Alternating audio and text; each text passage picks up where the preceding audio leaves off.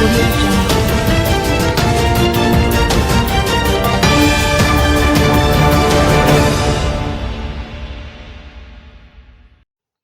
Something has to happen. Usain Bolt wants more action from government amid near 1 billion SSL fraud lost. Jamaican sprint legend Usain Bolt is speaking out about his near 1 billion loss from the collapse of the investment firm Stock and Security Limited SSL, saying he does not believe that the government is doing enough to have the money returned and hinting that he may now have to apply pressure.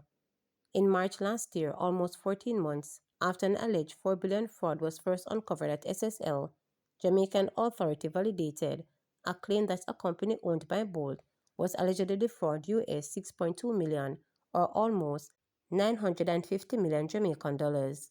He was among 200 SSL clients impacted by the alleged fraud, authorities disclosed.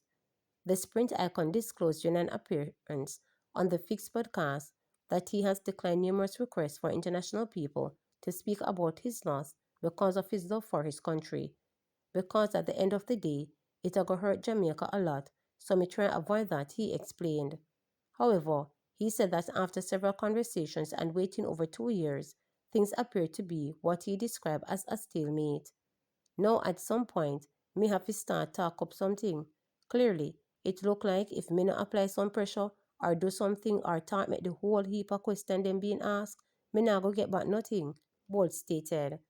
It's been 2 years and me can't come to you and say it reach here or it look up or down. It no reach nowhere. It's almost a stalemate. Something has to happen. Some fixing has to go on, he added. The 100-meter and 200-meter world record holder said what he expected to see and the help he thought he would have received certain people has not materialized.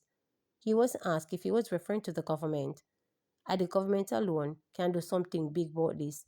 Them alone, the only people who can go in and say this need to fix, Bolt responded. When asked how active the government has been, he replied, it's been 2 years. There have been conversations, but nothing has materialized out of those talks. The global sprint icon replied, no, when asked if he believed enough was done to resolve the SSL issue. If they were doing enough, it would have reached a certain level already, he reasoned. Bolt recounted the hurt he felt when he was first alerted to his missing funds through a telephone call from his business manager, Nugent Walker, also known as NG. When that happened, it lit me for six, he said, using a popular cricket term to describe his reaction to the call from Walker. Bolt said his ordeal has made me look at who I am and where I think I was on the food chain in Jamaica. If this happened to me and it's going on for 2 years and me see back a dime, you really start to evaluate. Elderly St. Catherine man killed in vehicular crash. The Bronx Police in St. Catherine North Police Division are investigating the death of a senior citizen whose vehicle went into a gully on Sunday night. The deceased has been identified as 78-year-old Donald Shaw of Blue Hole, Bellas Gate, St. Catherine. The police say about 11:30 p.m., Shaw went into his parked Toyota RAV4 and started the vehicle, which sped off suddenly. The vehicle then overturned into a gully on the left side of the road. Shaw, who was the lone occupant and was rescued by residents and assisted to the Spanish Town Hospital. He was admitted but later succumbed to his injuries. Clarendon man allegedly kills son in drunken rage. A Clarendon man has been charged with the murder of his son, 34-year-old Ryan Seville, a plumber of Donald Boulevard, Maypen in Clarendon. Reports from the Maypen police are that about 8:11 p.m. on Sunday, February 1, this man, who was intoxicated, was seen along the roadway behaving boisterously when he was accosted by his son, who took him home. Upon reaching home, the father reported to pick up a knife and stab the son in his upper body and his knees. The son was rushed to hospital where he was pronounced dead. A report was made to the police and the father was arrested and taken into custody. This man reported to confess to his son's murder and was subsequently charged. Investigation into the incident continues. Sarah denounces unauthorized video recording of patients at hospital. The Southeast Regional Health Authority is speaking out against the video recording of patients at hospitals and the subsequent sharing of such footage on social media, stating that this is a breach of hospital protocol and patients' rights. Sarah said, it has taken the note of unauthorized video recording of patients captured by a family member admitted to Linstead Hospital in St. Catherine, which are currently circulating on TikTok. We recognize that this incident may have caused distress to those affected, and we extend our deepest apologies to any patient who feels their thoughts have been violated. The authority emphasizes that patient privacy and confidentiality are of the utmost importance. This breach of protocol is a serious violation of patients' rights and undermines our long-standing commitment to safeguarding the confidentiality and dignity of every individual who seeks medical care at our facility. Sarah assures the public that this matter is being taken seriously. The authority states it has reinforced its internal protocols regarding the use of electronic devices within its facilities by posting signage in critical areas and reminding employees of the device usage policy. Furthermore, the management is reminding staff members of the importance of maintaining strict patient confidentiality. Patients and their families are encouraged to report any concerns they may have to the Patient Affairs Department at the institution. Sarah says it remains committed to upholding the high standards of patient care and confidentiality in all aspects of its operations. St. James Municipal Corporation to tackle issue of stray cattle.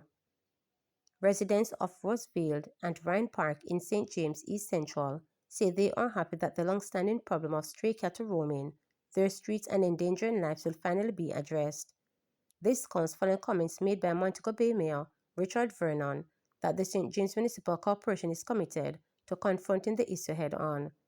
He was addressing a City Hall meeting at the Montego Bay Cultural Center, St. James, on February 6. Rossville businessman Delroy Lindo said that for years the people have been expressing concern over the dangerous practice of allowing cattle to wander unsupervised, particularly during the nights. It's about time, very good news. It's a dangerous practice to leave these large cows unattended when they can cause problems, endangering the lives of residents, he stated. Rhine Park resident Carlin Simmet also expressed support for the mayor's announcement. We have been complaining for the longest time about these stray cows and the danger they represent on our road, she stated. I hope they are serious this time before something bad happens. This situation has gotten truly out of control, she added. Meanwhile, Vernon said the municipality has received 100 reports concerning stray animals since 2023. He also revealed plans to petition the Minister of Local Government and Community Development to designate certain areas of Montego Bay restricted zone for animal rearing, citing the Keeping of Animals Act of 1979. In the past year alone, over 30 cases of hazard associated with stray animals were reported to us, he noted.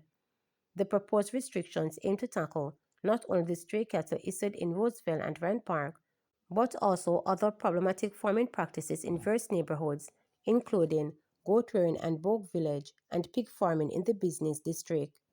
Vernon emphasized that while the municipality supports local farming, it must not come at the expense of public safety and order. Those who desire to keep animals within this area will have to apply to the municipal corporation for a license, he advised. Remember to subscribe, like, share, and click the notification bell for daily updates.